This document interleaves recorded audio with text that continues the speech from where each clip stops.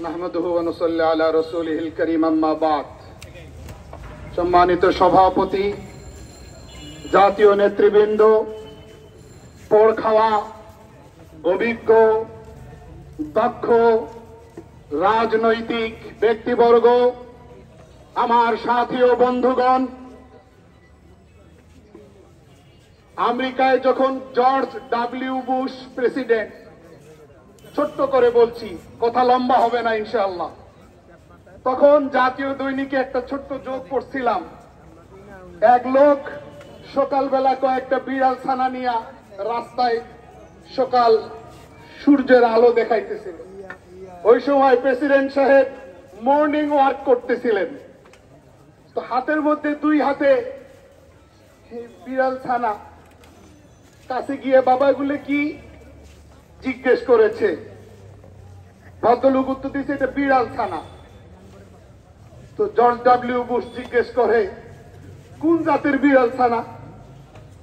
এটা রিপাবলিকান জাতের বিড়াল ছানা। ঠিক আছে, আচ্ছা, বিড়ালও রিপাবলিকান জাত, বিড়ালও রিপাবলিকান পার্টি করে, দারুণ কথা তো। পরের দিন প্রেসিডেন্ট হোমওয়ার্ক করতে গিয়া মন্ত্রীদেরকে সাথে আনছে, এই বলে দারুণ এক কাহিনী তোমাদেরকে দেখাবো, শুধু আমরা রিপাবলিকান পার্টি করি না, বিড়ালও করে। পরের দিন নিয়ে আসছে কয়েকজন মন্ত্রী, ওই লোক আবারও সূর্যের আলো দেখাইতেছে, কাছে গেছে মন্ত্রীদেরকে দৃশ্য দেখাইবার জন্য। মন্ত্রীদেরকে শুনাইয়া জিজ্ঞেস করে এগুলা কি? ওই লোক কয় আগের দিনের মতো বিড়াল ছানা।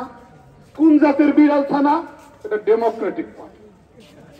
আজকের জবাব ভিন্ন, এটা ডেমোক্রেটিক দলের বিড়াল ছানা। তো কি তুমি কালকে বললে এটা রিপাবলিকান জাত, আজকে বলো ডেমোক্রেটিক জাত?